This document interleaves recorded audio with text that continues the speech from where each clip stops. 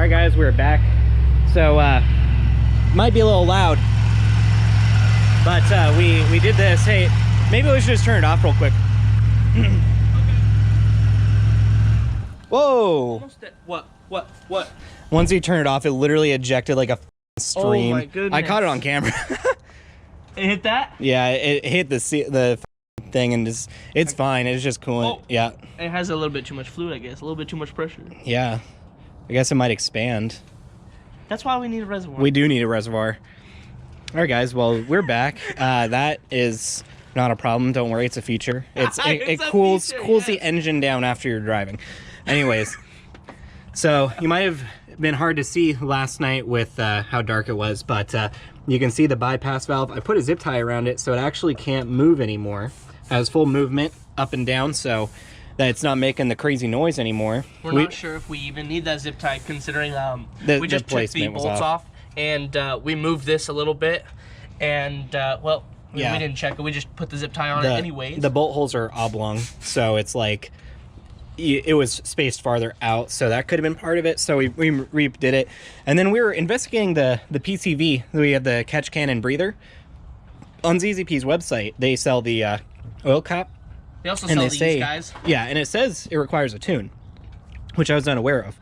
So we did more investigating of the PCV system. So the PCV valve is in here. On the Supercharged car specifically. And I was just going to check it. We're planning on just capping this until we can figure out how to block it or if we need a tune. Yeah, because what we were seeing online is that if you have a working PCV valve and you have a breather, you're actually getting a back leak. But if it's disabled, then you're not getting a back leak. And anytime the PCV valve opens, basically air can enter the catch can into the crank case, and then it will travel up through the valve and then through the intake, which will effectively make a vacuum leak. So, we took it off. What and we found is Davis will show it. Yeah, let me see on his phone, but he'll also show it in the edit. I think this will probably be good enough.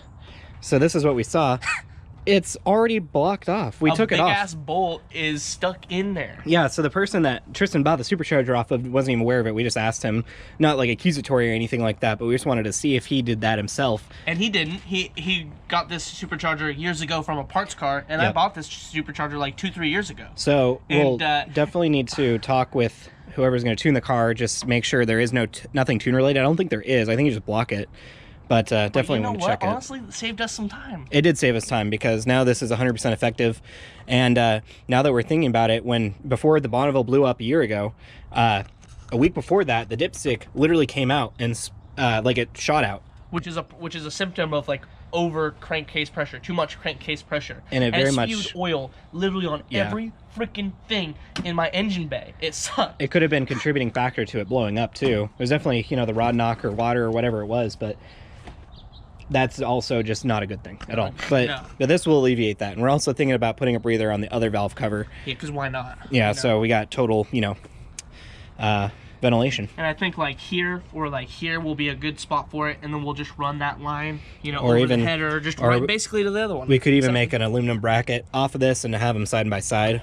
Have a line coming from over there, just right to it. We don't want to link them together because I don't want one side like pushing through to the other. I don't think it can, but because it has this to atmosphere.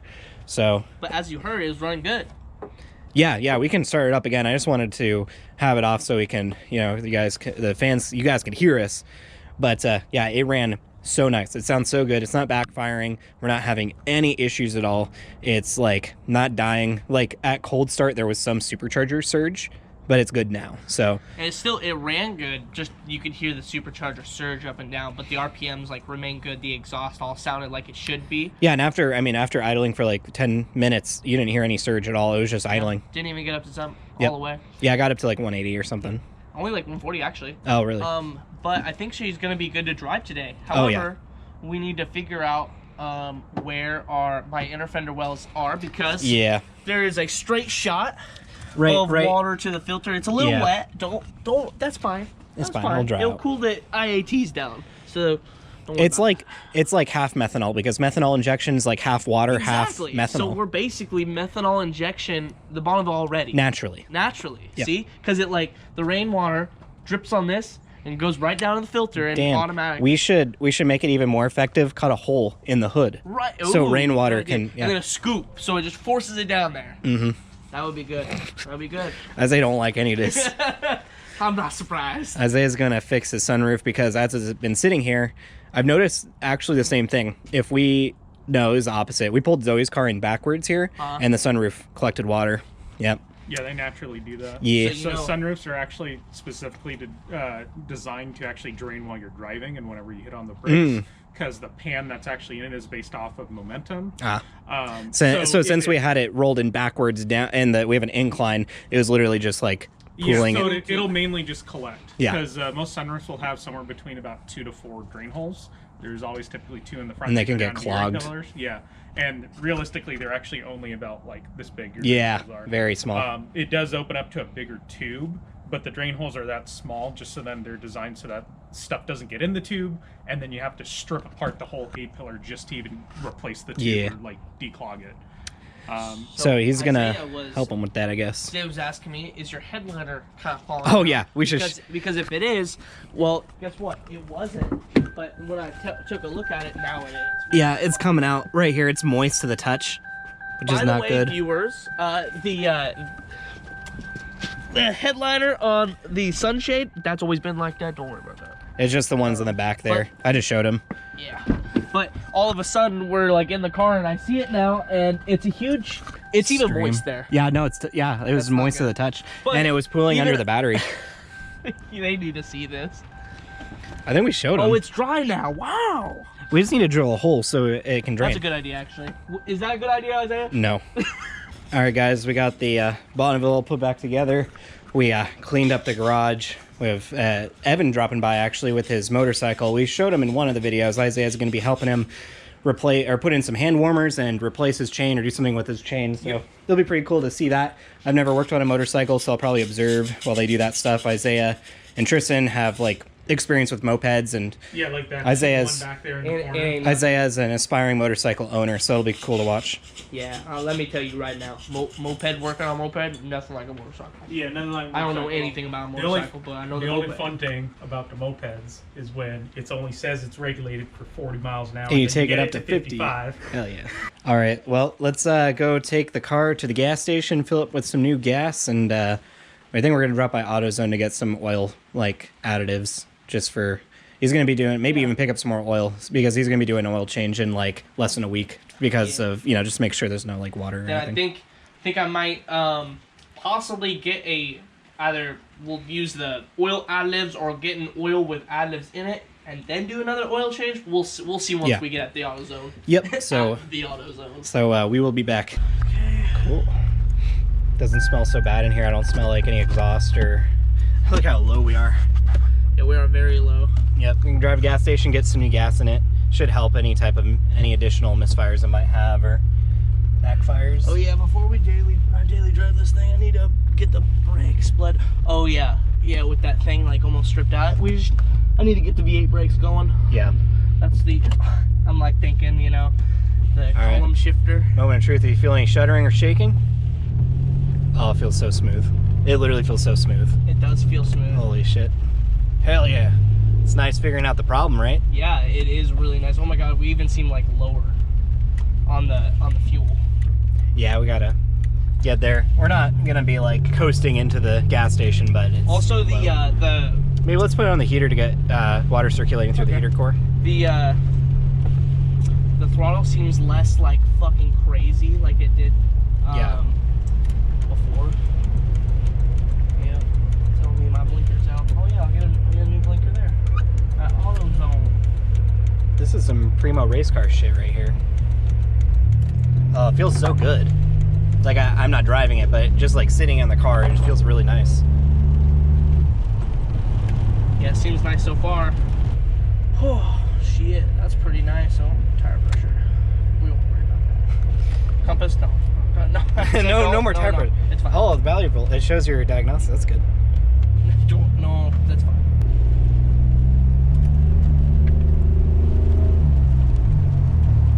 How's it feeling? It feels normal. The back is, I mean, this is a boost gauge. Oh yeah, look at that. It's over, it's pretty much where it was before.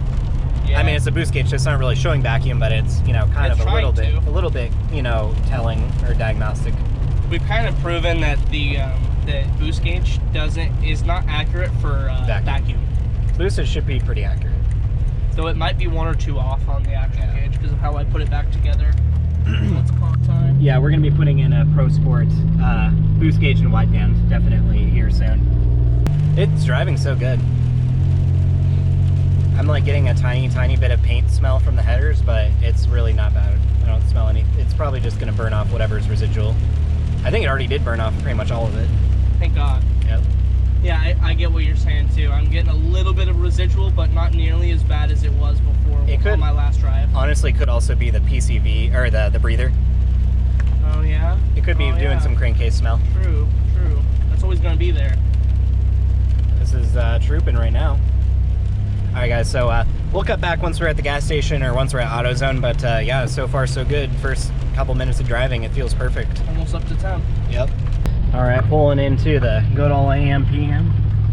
The cheapest gas money can buy. Nobody's here because it is a holiday. Isn't your gas on the right? Oh. I've never owned a car like that. Alright, let's pop the hood and just check it real quick. Let's do that. No glowing headers. No glowing headers, that's the best. Belt's good. I mean, getting a good header paint with. Yeah, it's not that. I don't smell anything. I'm gonna have to be more careful when I open this up now. But yeah, everything was good. Obviously nothing boiling over or anything like that. So we're good. Get this girl some fresh 92. Some premium. We don't got 93 here because we ain't cool. I know. I really wish we did. At least we don't got 91. Yeah, at least we don't. But I wish... oh yeah, let's not show the pin. There we go. By the way, let us know if our gas prices are cheaper than yours, more expensive than yours. Yeah, it's $239. I guess it's $289. I think we're pretty run for the mill. I think it's cheaper typically. Does not want to click in. You have to hold it. Doesn't want to stay in. Yep. All right, yeah, we'll be back. We're gonna fill it up and take it to AutoZone. All right, guys. So with the freaking leads in the battery, you can't see it back there. They loosened again. I had to tighten it by hand at the gas station. Also, we realized we didn't bring our freaking masks, so we can't go to AutoZone. So we're gonna drop by the house, grab our masks, and probably tighten up that lead because it just did not turn on after we started it. But I gave the old hand tighten. Gave the old hand tight, and that was enough to get her started and getting us home. Yep. Have we talked about the battery lead issues?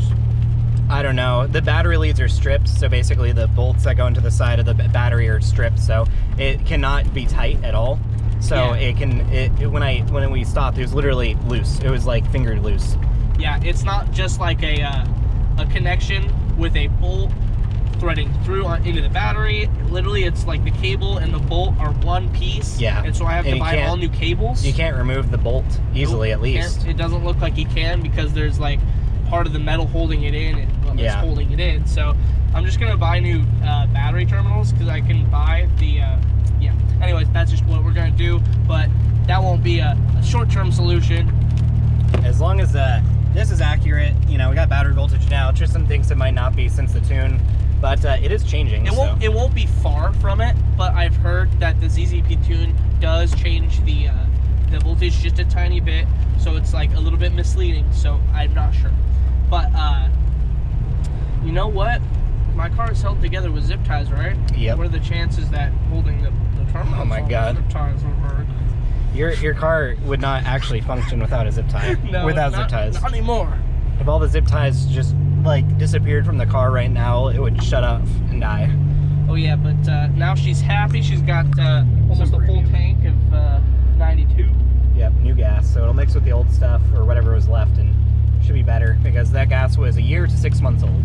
Yeah, both. Well, yeah, we're just driving back and we'll be probably just jumping back once we hit AutoZone, once we have our masks and everything, so. Yeah. All right, guys, just pulled out of the AutoZone. We got some oil treatment for the Bonneville. Then we'll just run it for however many days. It actually started without having to mess with the terminals. That's true, yeah. So we put oil treatment in there. Once we do the oil change, she's getting nice oil after the oil change. Yep. Because I'm pretty sure we put it in the video, but I literally bought the cheapest oil money could buy. Just to get it running. Happened to be Chevron. Because we definitely wanted to do a couple oil changes after seeing all that shit in the engine, all the water. So I'm probably gonna run it probably like today and tomorrow, and then get it ready for the oil change. Also found this, a big bottle of the right stuff. Hell yeah. With the spray nozzle. Push nozzle, yeah. Well, not spray, but you know. And then a bunch of shop towels and shop rags, but that's all good. Yeah, this will go a long way. 12 or 6 of them. Yep. 6 rolls. So car is definitely heated up all the way. It's like right at 200 or just under it, like 180. Ooh, spicy VW. What are they doing? God damn. Oh, that cop's like, whoop whoop. Oh, Jesus, hope not. Well, hopefully he doesn't do that to me.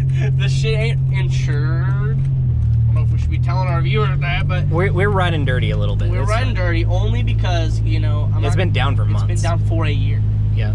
Yeah, so far it's not really giving us any reason to think anything's off. It's been driving great. It's at operating temperature. It's not misfiring or backfiring. Right at the AutoZone.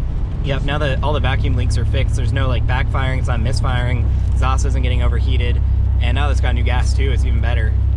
Yeah, the only thing that I can kind of think is up, but I won't know until I drive it more, is when I'm like just cruising, I can feel it kind of searching for either for fourth or going into third, and I think that could be because of the gear ratio change. Don't know. I'm just gonna mention it, and I will find out later when I drive it more. But yeah, it deserves some new tires now. It does deserve some new tires now. I am forced to purchase tires now. I was gonna wait until she's drivable, and well, now she's drivable. Yep. All right, guys, we are back. Bonneville certainly proved itself. Did not overheat. It's not leaking anything. It drives into all gears. Maybe something up with, you know, I'm just figuring it out, but yeah, it drives perfectly fine, no vibrations. It's like perfectly ready to be a daily driver again. The transcooler lines are tucked and good. Let's go over what it needs. So what it needs to daily drive now, new tires first off. Definitely. It needs new brakes or bled brakes, but the brakes I have currently are explain it. One of the bleeder is kind of stripped in there a little bit. When we were bleeding it going back and forth, it just stripped the hole, so it's tight and it's actually not leaking anything, but it's not like fully bled. And so, which means that if it's kind of stripped now, when we go to do it more, it'll just make it worse. So I've got one of the V8 brakes that's good. Need to buy another V8 brake, rebuild the one we already have, and boom, we can throw V8 brakes on it. Just need rotors, so it needs essentially it needs new brakes, new tires. It needs new terminals for its battery. Yeah, terminals and tires, I'd say, is the most important thing. Most important, because I mean, I'll just get stuck at somewhere. Pop tire, or you know, lead popped out. The lead, like it's just gonna get stuck. If it stuck us at that gas station for a couple minutes, it's gonna stick me somewhere else, and I don't want that. And then besides that, overflow reservoir for the intercooler, not super important. But that's not super important for it to be a daily driven vehicle. Needs a turn signal bulb. I think that that's pretty much it for what we need for it to drive. I do want to throw V8 brakes on the rears too. Yes, if I want V8 brakes, I need to get custom brake lines. Yeah. So. Also, those aren't so hard to get. Also, the sunroof, whatever water leak, that probably needs to be addressed. Solved. Isaiah checked the front passages for the sunroof. They were clear, or he cleared them out, and then he just needs to do the back ones now, which he wanted to do. He wanted to wait until we were driving around, so any kind of water that was collecting could make its way out, or could dry out, or whatever. And so now we've done that, so maybe he can do that before we end up leaving today, or we were driving around for quite a bit. I would say probably collectively it was maybe like 30 minutes to an hour of driving. Yeah, and it ran great. Probably not an hour, but like a decent amount of time.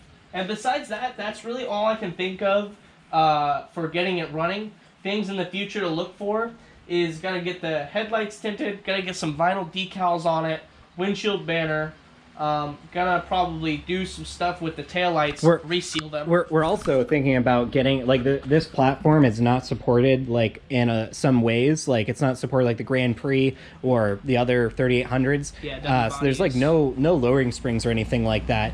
We're actually thinking about maybe getting some springs and getting them cut or something, making custom springs, maybe a tutorial for you guys, because I know a lot of people at Bonneville's, and that'd be, like, really cool to see. Yeah, I have a friend who's buying lowering springs from a company that makes them, and they're like $500 for, I think, all 4, which is not bad. But we'll see if I want to do that, or if we want to get some other springs for another car, see if they work. Yeah, there might be a Cadillac spring that works for it. I've just read online. You know, or we could get the V8 springs and make that. By the way, if anyone has like a junked out GXP, I've always wanted sway bars and a strut tower brace. So, or if you even see a junked out GXP, Bonneville GXP specifically, online, let me know so I can try and buy them, because I've always wanted them. Also, one other thing we've thought about doing is the intercooler for the heat exchanger doesn't get a lot of airflow through here. It's covered, like, partially by the intercooler line, and it just has the nostrils. So we've seen people online cut out the license plate area, but problem is there's actually an impact bar there. So we're thinking about removing the impact bar and making, like, a tubular one that maybe runs up over this, you know, in between the nostril and this. Even if it did run here, you know, even if it's tubular, there's still a lot of room there. Yeah, even if it's tubular, because right now the impact bar is huge, like a typical impact bar. So if it was tubular, it'd be better, but that way we'd be allowed to cut that out, and you get so much more airflow into the heat exchanger. The Bonneville I've seen that does that, I've actually contacted the guy and gotten pictures of his setup, and what he did is he still has the crash bar, but he legitimately has wedged his small intercooler in between that and the bumper and cut this whole license plate out. So yeah, we might do that in the future and do what David said. I freaking got a license plate cover because I've always wanted one, and I got it while the car was blown up. It still has it, and I'm excited to put it in.